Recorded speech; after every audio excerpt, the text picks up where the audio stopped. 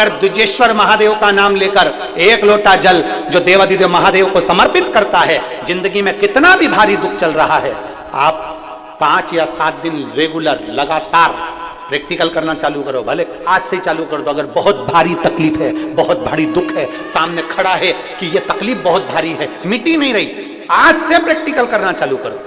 द्विजेश्वर महादेव का नाम लो, एक लोटा जल लो, शंकर भगवान को समझना जरा अच्छे से।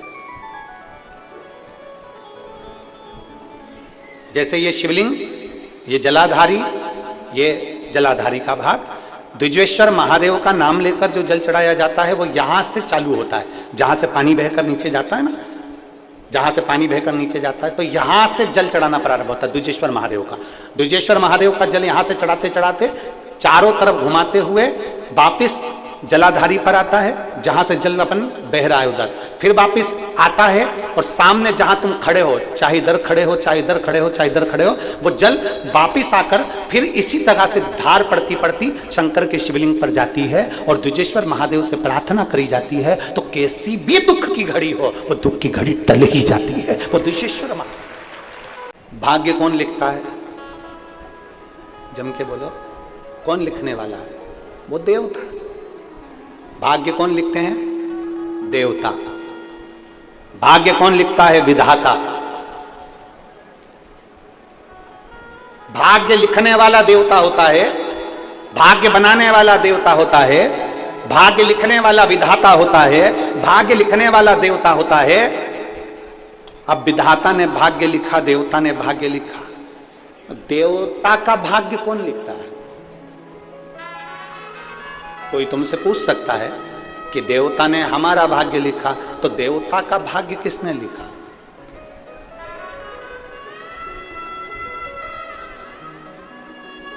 देवता का भाग्य लिखने वाला कौन? एक हाथ में भोलेनाथ जी ने अमृत लिया और अपनी हाथ पर कोनी में मला, मलते से भगवान विष्णु को प्रकट कर दिया। दूसरे हाथ से मंथन कर फिर उन्होंने ब्रह्मा जी को प्रकट कर कर कमल के पुष्प पर बिठा दिया। पूछा ब्रह्मा और विष्णु ने, ब्रह्मा और विष्णु पूछ रहे हैं, दुनिया का भाग्य लिखने वाला विधाता होगा, पर विधाता का भाग्य लिखने वाला कौन होगा? तब ब्रह्मदेव कहते हैं दूसरे का भाग्य लिखने वाला विधाता हो सकता है, संसार के लोगों का भाग्य लिखने वाला देवता हो सकता है, पर देवता का और विधाता का भाग्य लिखने वाला भी केवल देवाधिदेव महादेव ही हो सकता है।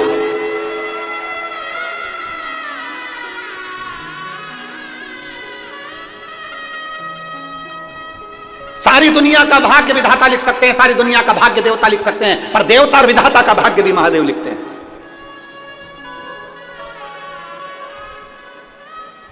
और देवता ने और विधाता ने तुम्हारे भाग्य में जो लिख दिया, तुम्हारी किस्मत में एक भी सुख की रेखा नहीं है, तुम्हारी किस्मत में एक भी अच्छी रेखा नहीं है। मान लो किसी ने कह दिया, कोई ज्योतिष आचार्य ने तुम्हारी पत्रिका देखकर कह दिया तेरी जिंदगी में दुख ही दुख है, तेरी जिंदगी में कष्ट ही कष्ट है, तेरी जिंदगी में कहीं यश नहीं है, तो कितनी भी मेहनत कर ले तुझे हमेशा अपयश ही मिलेगा, तू जिंदगी में हमेशा दुख ही रहेगा, तू कष्ट में रहेगा, तू कोई दुकान नहीं कर पाएगा, तू नौकरी नहीं कर पाएगा, तू व्यापार नहीं कर पाएगा, तू उन्नति नहीं कर पाएगा, तू जिंदगी भर गुलामी करेगा। तेरी किस्मत में यह लिखा है। दुनिया का कोई व्यक्ति तुम्हारे भाग्य को बता दे कि तेरी जिंदगी में दुख ही दुख लिखा है, मेरा एक निवेदन है, अगर उस व्यक्ति को जिसकी किस्मत में कोई सुख नहीं है, अगर वो शंकर जी के मंदिर में जाकर एक लोटा जल चढ़ाए और उसी जल को अपने मस्तक पर लगाए, तो भाग्य की रेखा भी मेरा महादेव पलट देता है।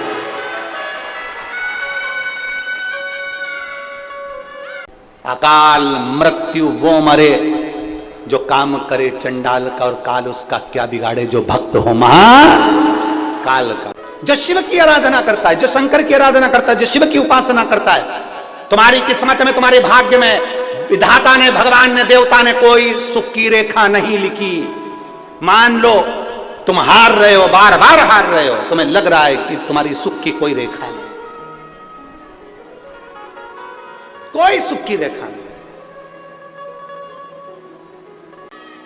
और तुम्हारे जीवन में कोई अगर सुख की रेखा नहीं है, तुम हार गए। बहुत सारे लोग हैं ऐसे, मेरा व्यापार नहीं चल रहा, हार गए। किसी ने कह दिया तेरी दुकान बंद दी, किसी ने कह दिया टोना कर दिया, किसी ने कह दिया नजर लग गई, किसी ने कह दिया कुछ हो गया।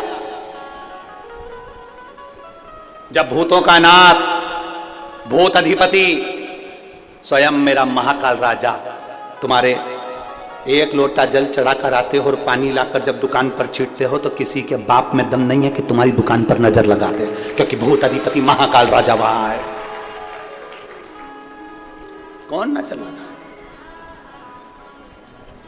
किसकी हिम्मत, किसकी सामर्थ्यता? शंकर की भक्ति, शिव का स्मरण, शिव का गुणगान हमारे ना जाने कितने कितने दुख और तकलीफों को काट देता है। लिख दिया किसी ने, कह दिया किसी ने, तुम्हारी किस्मत में बच्चा नहीं है, तुम्हारी किस्मत में ये नहीं है, तुम्हारी किस्मत में ये नहीं है, तुम्हारी किस्मत में गाड़ी नहीं, तुम्हारी किस्मत में बंगला नहीं, तुम्हारी किस्मत में 4 व्हीलर गाड़ी नहीं, तुम्हारी किस्मत में विवाह नहीं होगा, तुम्हारी किस्मत ऐसी लिखी है कि तुम्हें दुख होगा, तुम्हारा मकान नहीं होगा। लिखने वाले ने लिख दिया, कहने वाले ने कह दिया। और जो चैलेंज देता ना कि तुम्हारी किस्मत में ये नहीं है, तुम्हें उस चैलेंज को स्वीकार करना चाहिए और अपने आप में इतनी मेहनत करना, इतनी मेहनत करना और शंकर जी पे भरोसा रखना, तो एक दिन गाड़ी क्या 4-5 गाड़ियां तेरे दरवाजे पर होगी, एक मकान क्या 4 मकान तेरे दरवाजे पर। हम क्यों हारे? क्यों? एक चरित्र आता है बहुत सुंदर। एक बूढ़ी अम्मा थी, थोड़ा परतवाड़ा की जीजियों और जितने आस्था चैनल पर सुन रहे हैं सब ध्यान लगाकर सुनना। एक बूढ़ी माँ, एक बूढ़ी आई शंकर जी के मंदिर में जाती थी, लोटा भर के जल चढ़ाती थी और वहां अपने घर से कपड़ा लेकर जाती थी और उस कपड़े से पूरे मंदिर को, जम के बोलो जरा, साफ कर देती थी। अब बूढ़ी आई तो बूढ़ी आई, और जितनी समझदार घर के बुजुर्ग होते हैं उतना समझदार दुनिया में कोई नहीं हो सकता। घर के बुजुर्ग की जिसने इज्जत कर ली है ना, उसकी चित्तवृत्ति में बैठ गया कि ये बुजुर्ग को जानना बड़ा कठिन काम है। बूढ़ी आई ने लोटा भर के गल से जाती, एक लोटा पानी ले जाती, शंकर जी को चढ़ा देती, पोछा लगा देती। 1 साल, 2 साल, 5 साल, 10 साल, 15 साल उसके लोटा भर जल चढ़ाते चढ़ाते निकल गए। 19 साल निकल गए उसके पानी चढ़ाते चढ़ाते। एक दिन वो लोटा रखी और लोटा रखने के बाद वो कपड़े से मंदिर को साफ कर रही थी, और कपड़े से मंदिर को साफ कर रही है, लोटा रख दिया है और साफ करने के बाद जैसे ही आई तो उसका लोटा गायब हो गया। अब तुम उस बूढ़ी माता की ओर मत जाओ, तुम अपनी ओर जाओ। तुम्हारा लोटा अगर कोई ले जाए तो क्या होगा? अब ढूंढ रही है, लोटा मिल नहीं रहा, खूब ढूंढा, नहीं मिला, खूब प्रयास करा, नहीं मिला, घर चली गई। दूसरे दिन उसकी सहेली आई, चल शंकर जी के मंदिर, नहीं जा। बस 19 साल मंदिर गई है और लोटा गायब हुआ, मंदिर गायब, नहीं जा। एक दिन पूरा निकल गया, उसकी पड़ोसन फिर आई, उसकी पड़ोसन ने कहा चल मंदिर चल, नहीं जा, मेरा लोटा कोई ले गया, जब तक मेरा लोटा नहीं आएगा तब तक मैं मंदिर नहीं जाऊं।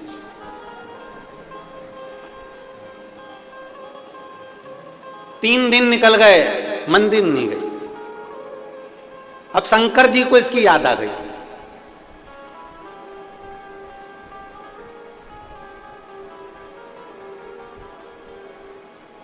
मेरा लोटा जब तक नहीं आएगा नहीं जाऊंगा। इतने में भगवान देवाधिदेव महादेव इसके घर पे पहुंच गए।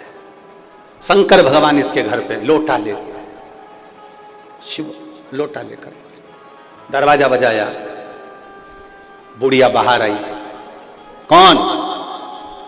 लो तुम्हारा लोटा। ये मेरा ही है? हाँ। तुम कौन? शंकर भगवान बोले मैं शंकर भगवान। दिख नहीं रही? जटा है, 3 नेत्र हैं, सांप डला हुआ है, मृगछाला पहने हुए। बुढ़िया बोली मैं कैसे मान लूं कि तुम शंकर भगवान हो? तुम्हारे पास में कोई आईडी प्रूफ है, कोई प्रमाण पत्र है, कोई प्रूफ करने की बात है? अब शंकर भगवान बोले मेरे को क्या प्रूफ करना, मैं तो शंकर भगवान। नहीं, मैं नहीं मान सकती कि तुम शंकर भगवान। 19 साल लोटा भर के जल चढ़ाया, कभी नहीं आए, तो मैं कैसे मान लूं कि तुम शंकर भगवान? शंकर भगवान बोले मैं तेरे सिर की कसम खा के कह रहा हूं कि मैं शंकर भगवान। बूढ़ी अम्मा बोली रे फालतू की बात कर मती,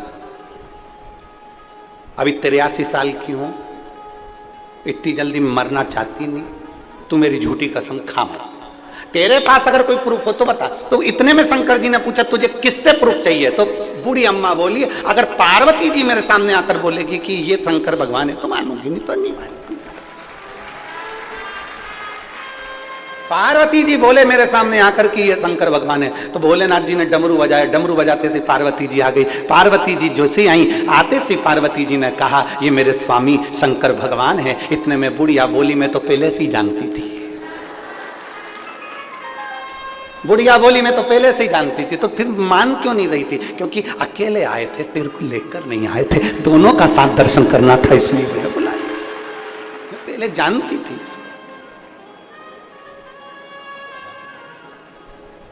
भक्ति, विश्वास, दृढ़ता इसी को कहते हैं। जब हम देवाधिदेव महादेव के रोज मंदिर जाते हैं, प्रतिदिन हम भगवान के मंदिर जाते हैं, जब हम कथा को श्रवण करने का नियम बनाते हैं कि मुझे 5 पंडाल में बैठकर कथा सुनना है, जब हम कुछ नियम बनाते हैं, 19 साल उसने नियम बनाया तो मेरे भगवान को उसके दरवाजे पर लोटा वापस देने के लिए आना पड़ा। जब हम थोड़ा सा नियम बनाते हैं, हम मंदिर जाना प्रारंभ करते हैं, हम भगवान की भक्ति करना प्रारंभ करते हैं, हम भजन करना प्रारंभ करते हैं, जब हम भजन करना प्रारंभ करते हैं तो तुम्हें लगता है कि हम भगवान को याद कर रहे हैं, पर नहीं। शिव पुराण कहती है भोलेनाथ तुमको याद करता है और तुम्हारे पास आने का प्रयास करता है। मेरे शंभु, मेरे त्रिकालदर्शी, मेरे कैलाशी, मेरे अविनाशी शंकर तुम्हारे पास में आने का प्रयास करते हैं।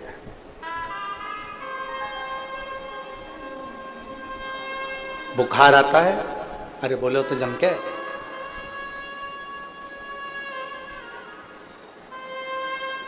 सिर दुखता है, पेट दुखता है, बुखार आया, सिर दुखा, पेट दुखा, शरीर में कोई सा भी कष्ट हुआ, सबसे पहले छूटता क्या है? शरीर में कष्ट हुआ तो सबसे पहले छूटता क्या है? बुखार आने पर आज मेरा शरीर ठीक नहीं है, आज मैं मंदिर नहीं जाऊंगी, आज मेरा सिर बहुत दुख रहा है, आज मैं भगवान की पूजन नहीं करूंगी, आज मेरा पेट दुख रहा है, आज मैं मंदिर नहीं जाऊंगी, आज मेरा शरीर में कष्ट है, मैं कथा में नहीं जाऊंगी। तो एक, जब तुम सिर में दर्द हुआ तो मंदिर छूटा, पेट में दर्द हुआ तो मंदिर छूटा, बुखार आया तो मंदिर छूटा। इतना तेज बुखार था तो भी डॉक्टर से पूछ रही है क्या खाऊं, मेरे को बहुत तेज फीवर है। पेट दुख रहा है तो भी डॉक्टर से पूछ रही है, मेरा पेट 3 दिन से बहुत मरोड़ खा रहा है। डॉक्टर बोले ये दवाई खाओ, ये चीज खाओ। इसके बाद फिर पूछा खाने में क्या खाऊं? डॉक्टर ने भी मन में सोचा मेरे प्राण मत खा, घर जा। अब विचार करिए, सिर दर्द हुआ तो मंदिर छूट रहा है, पेट दर्द हुआ तो भगवान का मंदिर छूट रहा है, बुखार आ रहा है तो भगवान शंकर का मंदिर छूट रहा है, शरीर में कष्ट है तो मंदिर छूट रहा है, घर में विवाह है तो मंदिर छूट रहा है, घर में कुछ तकलीफ आ गई तो मंदिर छूट रहा है, घर में कोई ज्यादा काम आ गया तो मंदिर छूट रहा है, ज्यादा मेहमान आ गए तो मंदिर छूट रहा है। खाना नहीं छूटा, पीना नहीं छूटा, कपड़े बदलना नहीं छूटा, गाना नहीं छूटा, मुंडा धोना नहीं छूटा, पेंटिंग पेंटिंग नहीं छूटी, छूटा तो केवल देवाधिदेव महादेव का दरवाजा छूटा।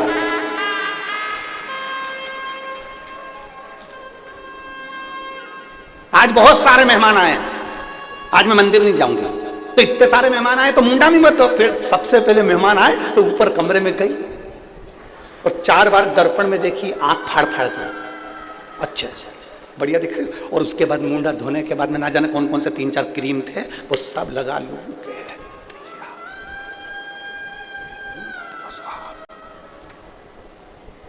दर्पण के सामने आ गई।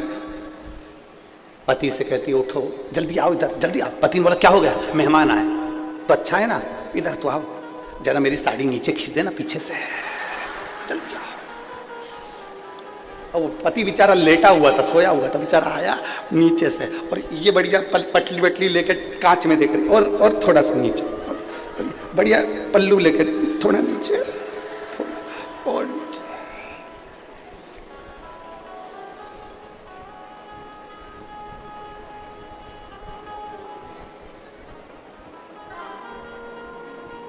पहले होती थी पत्नी, अब हो गई मैडम। पति को दिन भर डम डम,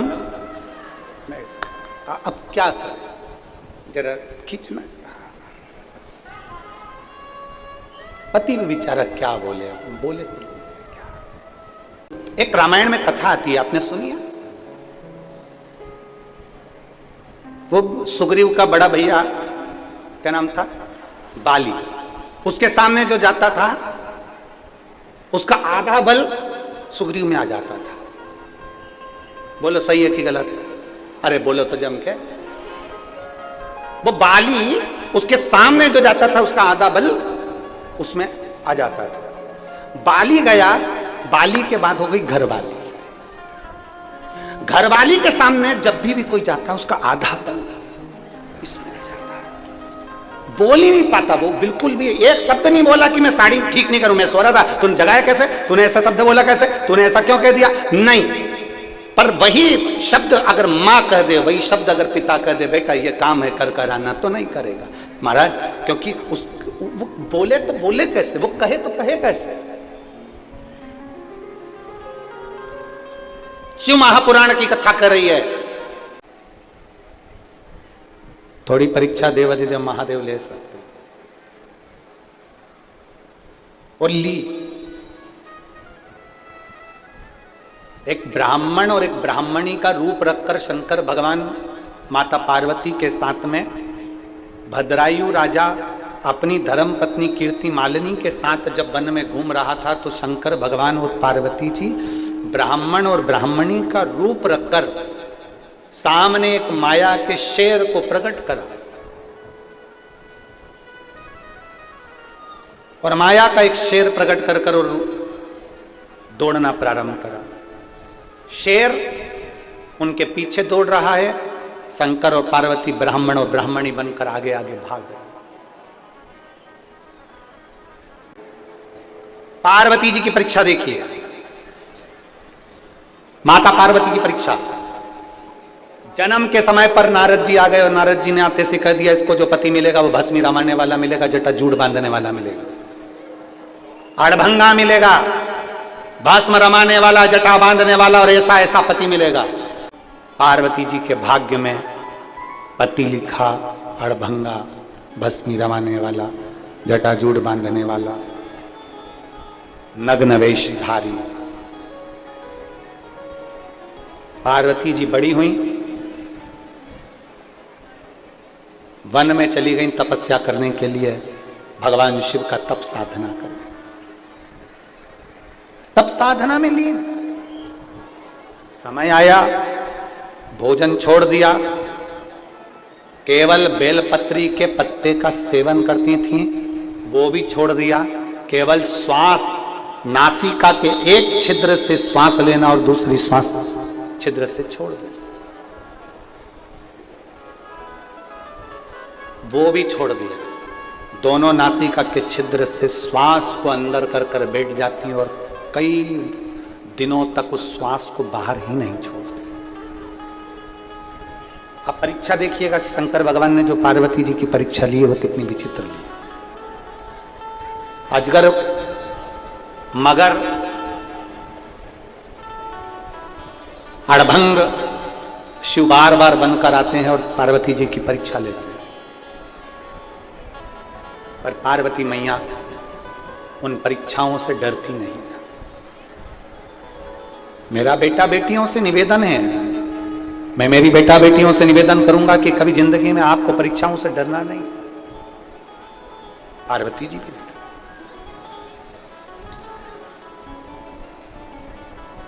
बिल्कुल ना डरिए।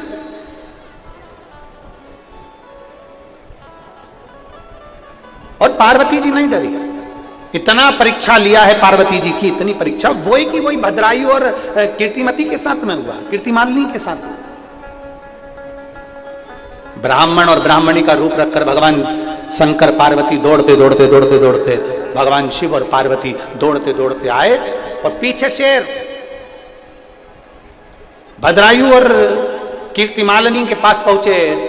चिल्लाने लगे शंकर भगवान ब्राह्मण के रूप में, बचा लो पीछे शेर आ रहा है, बचा लो पीछे शेर आ रहा है। भगवान शंकर की धर्मपत्नी माता पार्वती जो ब्राह्मणी का रूप ली थी वो भी चिल्ला रही है, बचा लो, पीछे शेर आ रहा है। इतनी देर में तो भद्रायु ने धनुष उठाया, बाण उठाया,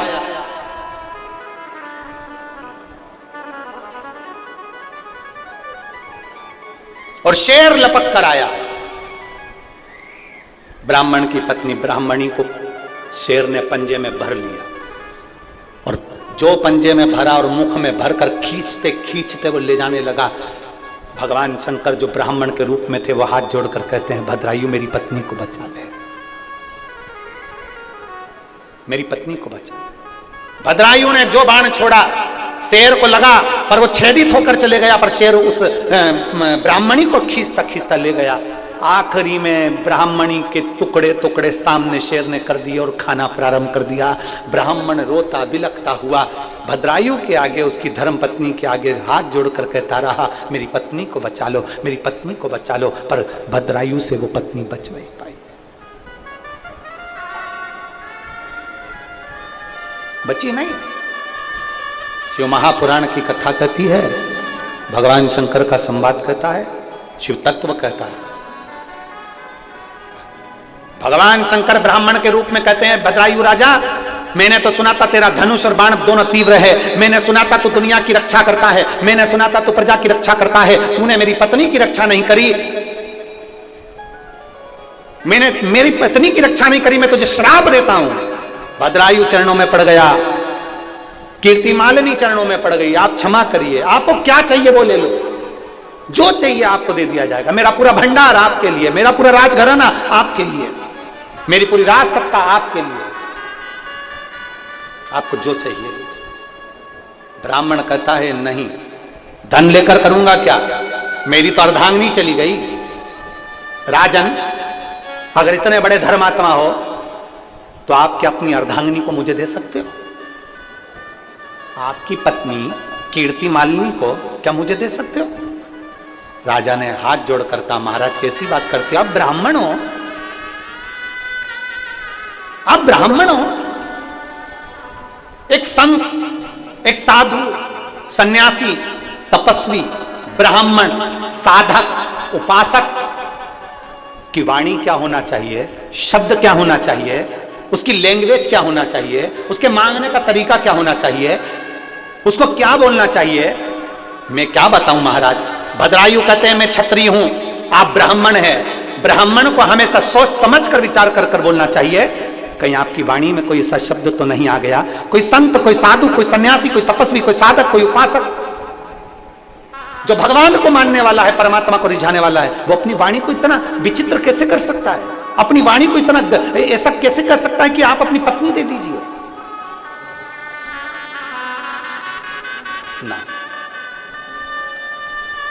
नहीं,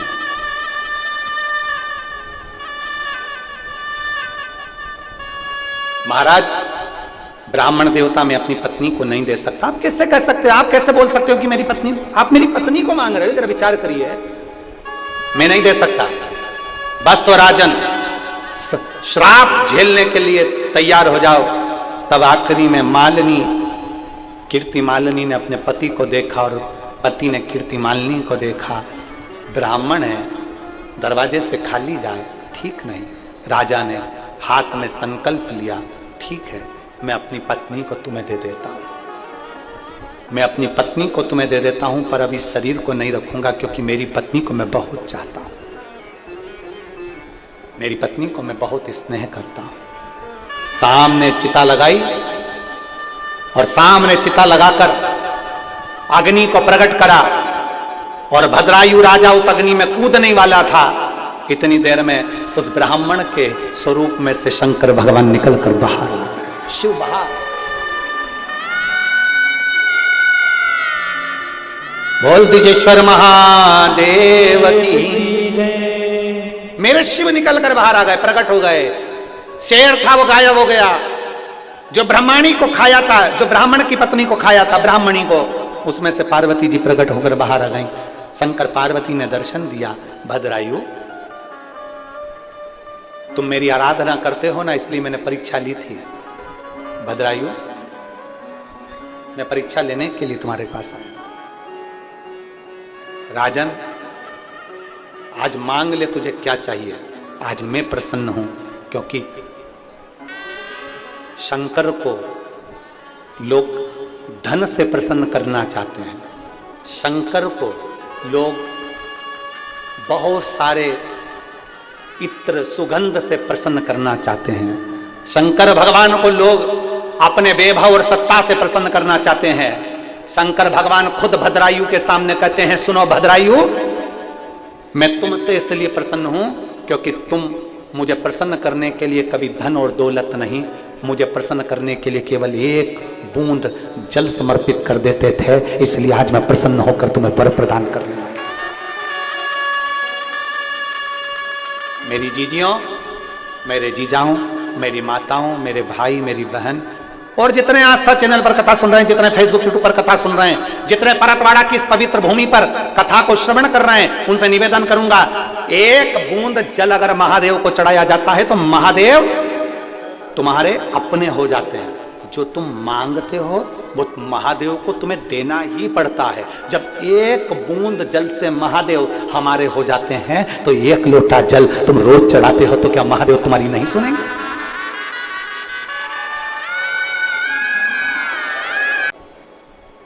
पार्वती जी ने तप साधना करी, परीक्षा लेता है भगवान, आता है तो भगवान शंकर पार्वती जी प्रकट होकर भद्रायु और उसकी धर्म पत्नी कीर्ति मालिनी को वर दे दिया, मांग तुझे क्या चाहिए। क्या प्रभु मैं मांगू क्या तुमसे? क्या मांग सकता? आज तुझे जो मांगना है मांग ले, क्योंकि मैं प्रसन्न हुआ। एक बूंद जल महादेव पर अगर चढ़ जाता है तो उसका भी फल प्राप्त हो जाता, उसका भी फल।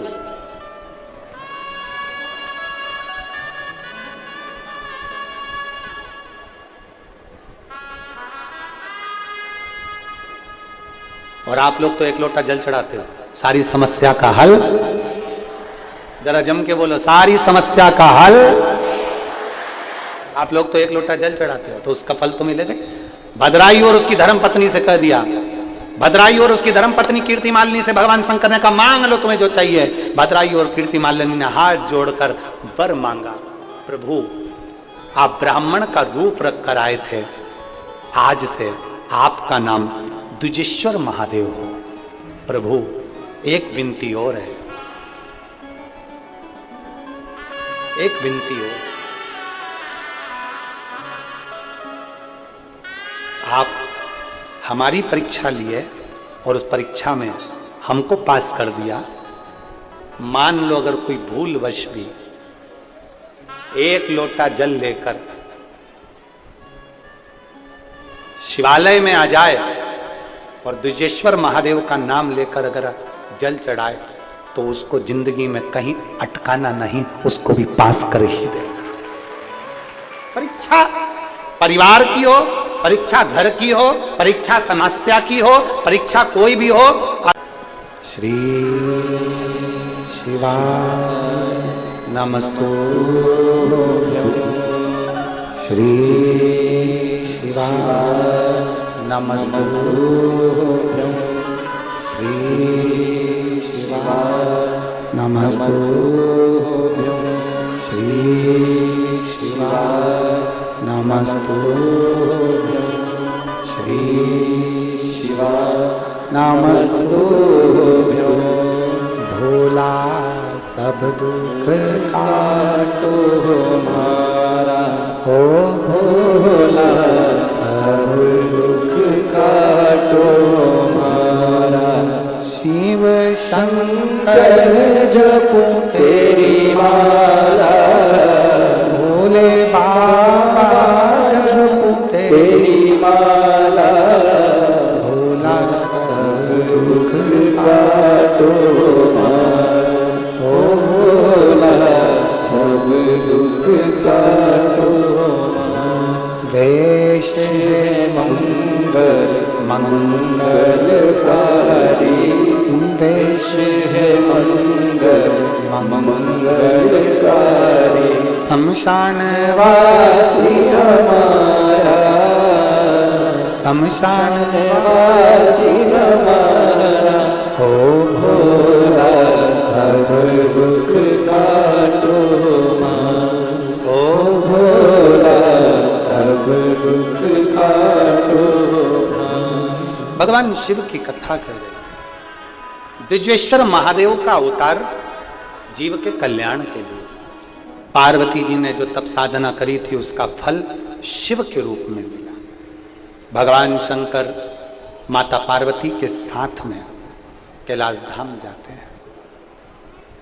पार्वती जी का कन्यादान स्वयं हिमालय राज और मैनावती जी का। एक बात बहुत अच्छे समझने की है, विचार करिएगा कि एक माता पिता अपनी बेटी का जब कन्यादान करते हैं, बेटी को जब देते हैं, तो वो दुनिया की सारी दौलत बेटी के रूप में दे देते हैं। फिर कन्यादान में दहेज की कोई मांग नहीं होना चाहिए, दहेज का क्रम नहीं होना चाहिए। बेटी से बड़ी दुनिया की कोई दौलत हो सकती है क्या? हम आपसे पूछें, परतवाड़ा वाली जीजियों बताओगी जरा, एक बकरी भी अगर कोई पालता है ना तो वो बकरी किसी को देना पसंद नहीं करता। बोलो सही है कि गलत है? एक कुत्ता का बच्चा भी पालता है तो कुत्ता का बच्चा भी देना पसंद नहीं करता किसी को। एक तोता भी पालता है तो तोता किसी को देना पसंद नहीं करता। एक गाय अगर पालता है तो गाय देना किसी को पसंद नहीं करता। एक जीव पालता है तो जीव को देना पसंद नहीं करता। पर दुनिया में माँ बाप से बड़ा कोई दानी नहीं हो सकता जो अपनी बेटी के कलेजे के टुकड़े को दे देता है। एक लड़के को अपने माँ बाप का बार बार बेटी के माता पिता का एहसान मानना चाहिए जिसने अपने कलेजे का टुकड़ा दे दिया। धन की मूलता नहीं हो, मन की मूलता को प्रबल करने का प्रयास करिए। मन की हिमालय राज ने माता पार्वती जी का कन्यादान करा। गए समय आया, माता पार्वती जी के सुंदर उपटन भाव से पुत्र का जन्म हुआ और आनंद के साथ में वो पुत्र जो जन्म ले रहा, जो पुत्र प्रकट हो रहा,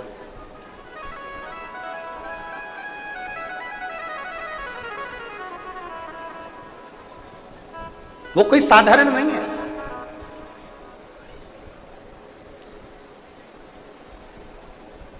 एक पुत्र शंकर भगवान के तेज पुंज से गंगा जी में जो तेज पुंज गया है वो तेज पुंज से 6 पुत्रों ने जन्म लिया और कृतिकाओं ने उनका पालन करा, इसलिए उसका नाम कार्तिकेय। ये तो एक पुत्र की कथा। दूसरा पुत्र विनायक जो माता पार्वती जी ने अपने तन पर, लोग कहते हैं उपटन लगाया, दुनिया के लोग कहते हैं उन्होंने उपटन लगाया, पर यहां शिवपुराण कहती है उपटन कोई दूसरा नहीं था। गाय के गोबर को अपने तन पर माता पार्वती जी ने मला था, तन। इसलिए आज भी ब्याह में, शादी में मिट्टी के गोबर के गणेश बनते हैं, जिसको गोबर गणेश भी कहते हैं।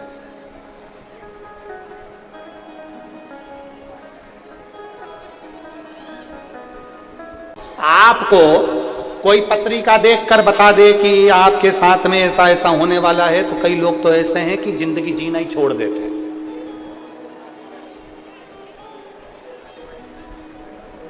कई लोग जीवन को जीना ही छोड़ देते।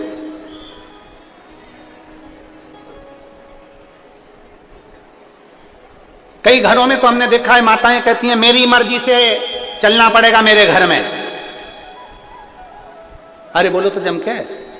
अब तुमने सुना कि नहीं सुना तो हमको तो नहीं मालूम कि तुम्हारे यहाँ पर बोला कि नहीं बोला। कई घरों में बुजुर्ग लोग कह देते हैं हमारी मर्जी से चलना पड़ेगा, मैं तुम्हारा बाप हूं, मेरी मर्जी से चलना पड़ेगा। कई माताएं कह देती है मैं घर की मां हूं, मेरी मर्जी से चलना पड़ेगा। अब जो कह रही हैं कि मेरी मर्जी से चलना पड़ेगा, हम उनसे पूछना चाहते हैं तुम्हारी मर्जी से पैदा हुए क्या? अरे बोलो तो जम के, बोलो री परतवाड़ा की जीजी, जम के बोलो, तुम्हारी मर्जी से पैदा हुए क्या? जम के तो बोलो। नहीं, तुम्हारी मर्जी से पैदा नहीं हुए। अगर तुम में मर्जी से पैदा होते तो तुम ये सोचते मैं अच्छे घर में पैदा हूं, मैं ऐसे घर में पैदा हूं, मैं वैसे घर में पैदा हूं। घर तुम्हें तुम्हारी मर्जी का नहीं मिला, पैदा तुम अपनी मर्जी से नहीं हुए। भाग्य तुम्हारी मर्जी का नहीं है, मकान तुम्हारी मर्जी का नहीं है, पढ़ना कुछ चाहते थे पढ़ कुछ रहे हो, तुम्हारी मर्जी का नहीं है, जो ललाट पर लिखा उसके अनुसार चल रहे हो। बहू